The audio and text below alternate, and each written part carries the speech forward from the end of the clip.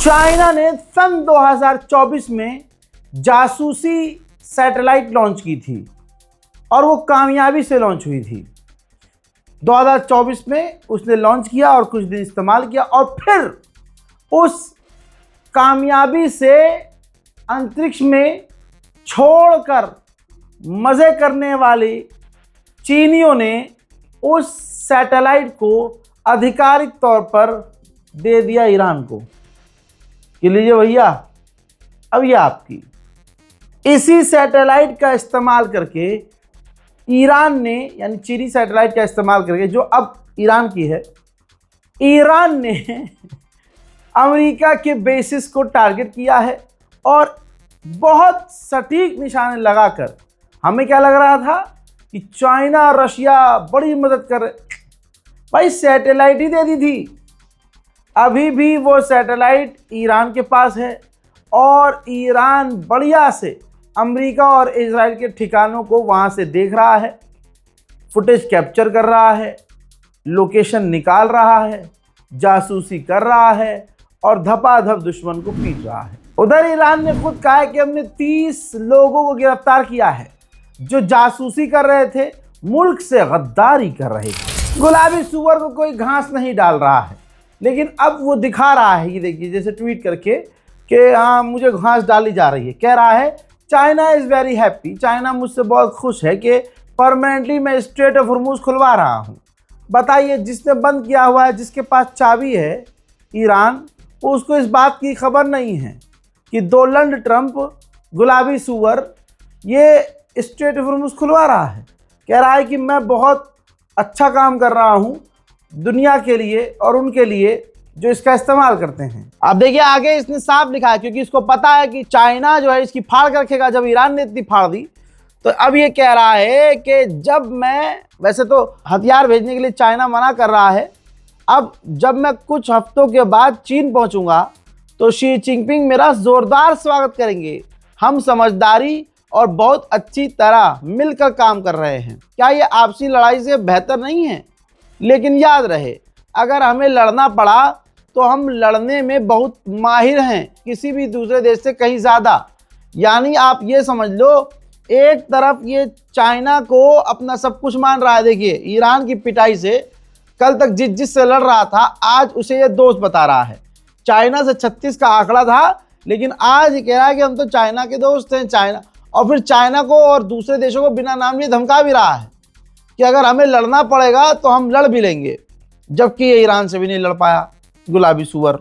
सोचिए, थूक कर जब चाटना पड़ जाए तो ये कितनी जिल्लत की बात होगी। फिर इसको बार बार हर दिन ट्वीट में साबित करना पड़ रहा है कि हमारी फौज बहुत ताकतवर है। अगर किसी देश की फौज को उसकी ताकत को ट्वीट करके साबित करना पड़े, समझ जाओ उस मुल्क की मिलिट्री की क्या हालत होगी, क्या हालत होगी। लड़ के साबित नहीं कर पा रहे हैं, लड़ने में तो पिट गए, तो लिख के साबित करो, we are good in fighting. अरे तेरी यूएन के चीफ एंटोनियो गुटेरेस ने भी साफ कह दिया है कि ये लड़कर नहीं सही किया जा सकता। अमेरिका और ईरान को यूएन के चीफ ने कहा है कि बातचीत करो, इस मामले को हल करो। उधर सुनो, ईरान ने बताया है कि अमेरिका का ब्लॉकेज तोड़कर 2 टैंकर ईरान पहुंचे हैं। ईरान ने चतुराई से देशों का नाम नहीं बताया, लेकिन 2 टैंकर तो डोनाल्ड ट्रंप का जो बैरिकेड है तोड़कर पहुंचे हैं ईरान। मेरे दोस्तों, पाकिस्तान की तरफ से एक खुशखबरी है। पाकिस्तान ने क्लियर किया है कि अमेरिका और ईरान दोनों ही सीज फायर को बढ़ाने के लिए राजी हैं। ईरान तो पहले ही से हाथ बांध के खड़ा था, हाँ जी लड़ना है तो लड़ लो, आ जाओ, शर्त है तुम्हारी, साले एक भी नहीं मानेंगे हम, कोई शर्त नहीं मानेंगे तुम्हारी। और आज रिजल्ट ये है कि अमेरिका फिर से पीछे हटा और कह दिया उसने कि ठीक है जी, हम भी सीज फायर करने को राजी। मेरे दोस्तों, क्या हालत कर दी है ईरान ने भाई साहब दुश्मनों की और अमेरिका इजराइल के साथियों की। खुदा की कसम, ये जो जंग थी ये मौजज़ा है भाई। यूएई कितना भड़क रहा था, यूएई कितना ईरान के खिलाफ बोल रहा था। अभी भी सऊदी अरब और यूएई लगातार अमेरिका पर प्रेशर डाल रहे थे कि लड़ो लड़ो लड़ो लड़ो। अब डोनाल्ड ट्रंप जब पैंट में ही हक दिया है, उसको हगीज पहननी पड़ रही है ईरान के मामले में उसे हगीज पहननी पड़ रही है, हक दे रहा है वो, तो भाई वो क्यों लड़ेगा जाके? इतनी मुश्किल से वो इस जंग से बाहर निकला है डोनाल्ड ट्रंप। कैसे, ऐसे कैसे भाई साहब? यूएई कोस रहा था ईरान को, ये कर दो ईरान पर, बम मार दो ईरान पर, ये कर दो और वहाँ की सरकार गिराओ, वो उसको कमज़ोर करना ज़रूरी है। अब जब देख लिया तमाम दुश्मनों ने ईरान की ताकत को दुनिया में उभरता हुआ देख लिया, तो आखिरकार यूएई के वाइस प्रेसिडेंट ने ईरान के पार्लियामेंट स्पीकर, जो इस वक्त प्रधानमंत्री हो, राष्ट्रपति हो, विदेश मंत्री हो, उनसे भी ऊपर हैं, ईरान के गलीबाफ जो पार्लियामेंट स्पीकर हैं, जो पाकिस्तान डेलीगेशन गई थी ईरान की, उसको ये लीड कर रहे थे। ठीक, तो भाई साहब यूएई के वाइस प्रेसिडेंट ने खुद फ़ोन किया गलीबाफ को और उनसे बात की। क्या बात की मुझे नहीं पता, लेकिन यूएई जो कल तक ईरान को धमका रहा था, ईरान को गरिया रहा था, अब खुद से दौड़ के पहुंचा है गलीबाफ से बात करने। तो सुपर पावर कौन है, दुनिया अपनी आंखों से देख रही है। अमेरिका को झटके पर एक और नया झटका रशिया ने दिया। रूस के विदेश मंत्री माननीय सरगेई लावरोव ने साफ तौर से कहा कि ईरान को एनरिचमेंट का अधिकार है। यूरेनियम एनरिच वो कर सकता है, परमाणु नहीं बना रहा है, लेकिन वो एनरिच कर सकता है और यूरेनियम का इस्तेमाल अपनी जनता के लिए, उनके लिए बिजली बनाने के लिए कर सकता है। अब सिर्फ लीपापोती चल रही है, लीपापोती।